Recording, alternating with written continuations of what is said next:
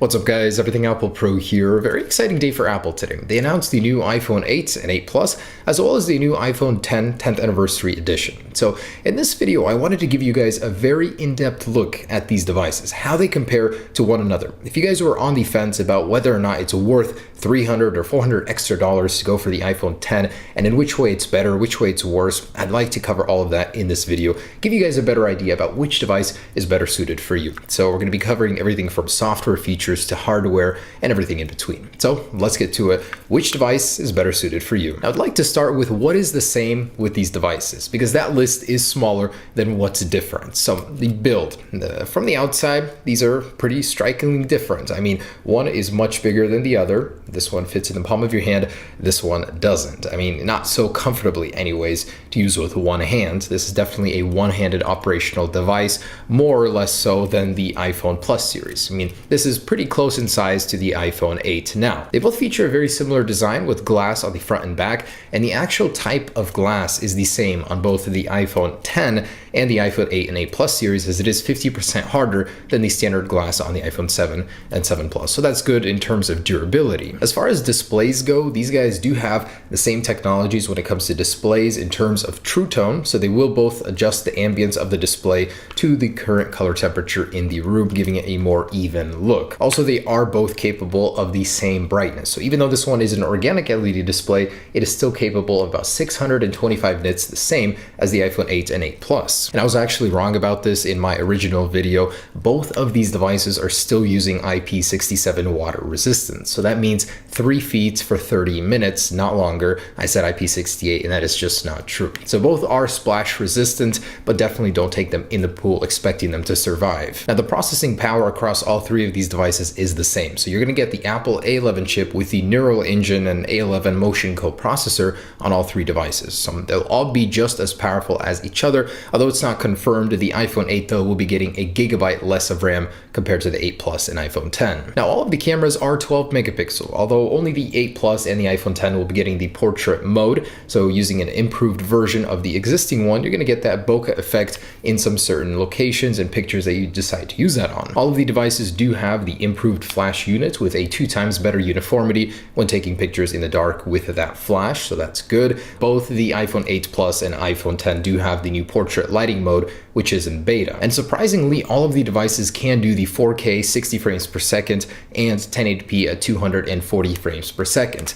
Now, on the front of the device, all three cameras do have the same 7 megapixel sensor, although the iPhone 8 can do the portrait mode on the front and the emojis, which we'll get into in just a second, which the others cannot. All of the devices do have the 64 and 256 gigabyte storage capacity, and all of them do have the Qi wireless standard for wireless charging, and all of them do have fast charging. So that's 30 minutes will give you about 50% battery life. That's pretty good for an iPhone. So that is where the similarities end. I decided to do what's the same so you guys get a general idea of where they stand. But how are they different? The most obvious one is going to be the display, the overall form factor of the devices. Before I get into that though, the borders are different. This one is stainless steel. It's going to be a tougher metal. It will resist drops a little bit better. As you know, with an aluminum device, when you drop it onto concrete, you get this gouge. It's a very soft, a little softer metal than stainless steel, but aluminum 7000 is pretty durable. It's just if you drop it from pretty high up, you'll get a dent, you'll get a gouge. The colors are also different. On the iPhone 8 Plus, you're going to get the silver, the space gray, and the new gold color, although in this one, it does not have a gold color. So you only get a silver and space gray option. So comfort-wise, these are going to be in a different class. The Plus series is not so simple to use with one hand. You really got to stretch,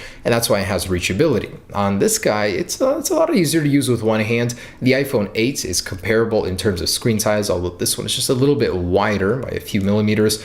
This one does not have reachability. Instead, you have to go all the way up in order to bring down your notification center and control center. So on the left, if you swipe notification center, on the right, this control center on the actual display. On this guy, it's just a one swipe to get to the cover sheet or notification center as we used to know it in iOS 10. The iPhone 10 will be the thickest of the bunch at 7.7 millimeters, the iPhone 8 Plus at 7.5, and the iPhone 7 at 7.3. Not a very big or bad difference, but Apple has made these devices just a little bit thicker to accommodate more internals, more battery life. So back to the displays. Obviously, on this one, you get a full bezel-less experience, top to bottom, edge-to-edge display displays with a cutout for the top sensor bar. On the 8 Plus, it's a more conventional square, so nothing too exotic. But the actual display technology is different. You get organic LED display on the iPhone 10, which means an infinite contrast ratio. The blacks are pure black, as each pixel can be turned off individually. It's a really impressive screen technology. Colors are going to be a little bit more vibrant.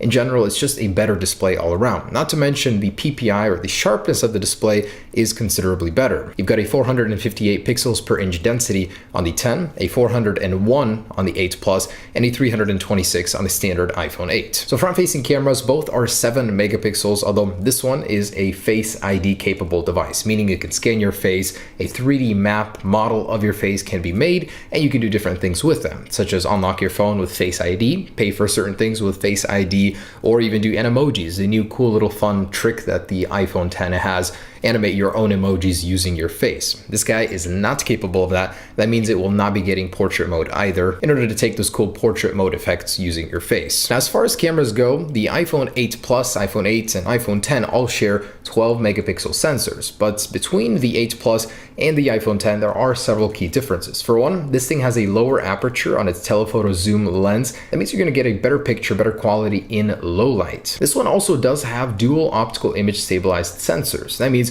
as soon as you zoom in a video or a photo, that image will be stabilized, where on this one, that's not the case. It's a lot more juddery. So if you do a lot of zooming, a lot of moving during that zooming, this one is going to be the better choice for you. And a couple of other things. So the whole Face ID versus Touch ID thing. The iPhone 8 and 8 Plus have second generation Touch ID, so same as the iPhone 7 and 7 Plus. Extremely fast, very convenient. You don't have to be looking at your phone to unlock it every single time. Just from the stage demo where Face ID was used to unlock the iPhone 10, it seemed a little bit slow. You had to be looking directly at the iPhone in order for it to be unlocked. So convenience-wise, it seems like there's a little hindrance there already. If you're used to the completely free, no boundaries Touch ID system where you can go ahead and unlock your phone while it's in your pocket without looking at it, that's definitely going to be more of a convenience factor there. I'm sure Face ID will improve with time, but right now it just seems a little bit slower than Touch ID, a little bit less convenient. And actually in the video demo, the video was cropped. Your games will be cropped. The sensor bar literally obstructs a portion of your content, whether you're viewing video or actually playing games. It was a little interesting for me to see that from Apple. I thought they would have cropped the top and bottom with black bars, but nope, it's literally just obstructing your content. And if you don't want that, definitely go for the larger plus size. Not to mention, these are not comparable. Your content will appear bigger on the Plus series phone just because it has more room to expand width-wise. This one is a very constrained device. Your content will definitely appear smaller than this one, even though there's more room with a taller display. Just something to consider. And then the topic of battery life. So all of them do have pretty good battery life. The iPhone 8 and 8 Plus have the same as the iPhone 7 Plus, and this guy has 2 hours better battery life than the iPhone 7. So where does that put it comparing it to the 8 Plus? The iPhone 10 will do an hour less internet usage time and video playback compared to the iPhone 8 Plus. So not too bad actually. 1 hour less for this huge display is not a bad deal. And lastly, price and release date. So the iPhone 10 definitely carries with it a premium over the iPhone 8 and 8 Plus, $200 over the iPhone 8 Plus, and $300 over the standard iPhone 8. Now, considering all that you get for those $300, it honestly isn't unreasonable. The Samsung Galaxy Note 8 starts at about $930 to $960, depending on which carrier you have. And although it does offer a lot, the iPhone 8 is still in that category, and it does some stuff that the Galaxy Note 8 can't even do. So definitely not a bad buy, although I totally understand why some people would not be willing to dish out more money for it. The iPhone 8 and 8 Plus series definitely do have a lot in common with the iPhone 10, but just holding these devices, man, you can definitely tell this is in a league of its own. That display, that design, it's unlike anything you've ever seen from Apple before. So personally, $300 in order for me to get this over the standard iPhone 8, I will do that any day. I just honestly think a device like this, 64 gigabyte entry model, man, they should have done 128. That just seems penny pinching right there for me, and 512 top end model. And lastly, release date and ease of access to these devices. The iPhone 8 and 8 Plus will be mass produced. They're definitely not a huge departure from the 7 and 7 Plus in terms of design, so it was a lot easier for Apple to make a lot of them. That means they're not going to sell out as fast, and you'll probably be able to get one if you really wanted to. The iPhone 10 though, oh man, this thing will be extremely limited at launch, and it's going to be launching a little over a month after after this guy. So November 3rd for this street day, September 22nd for these guys. So it will be releasing later. It'll have a smaller supply. That means it'll be harder to get in general. So if you guys definitely wanted to get one, the 8 and 8 Plus series would be easier. Just another reason to go for one of those. But the wait will be worth it for this one if you really want to. So there it is, guys, the iPhone 10 and the iPhone 8 and 8 Plus. They do have a lot of similarities, they do have a lot of difference, but depending on what you're looking for from these devices, it's definitely your choice. I'm choosing the iPhone 10 any day over these guys. So thanks for watching, guys. Hope you enjoyed this video. Hopefully it made your decision just a little bit easier deciding between them. Peace.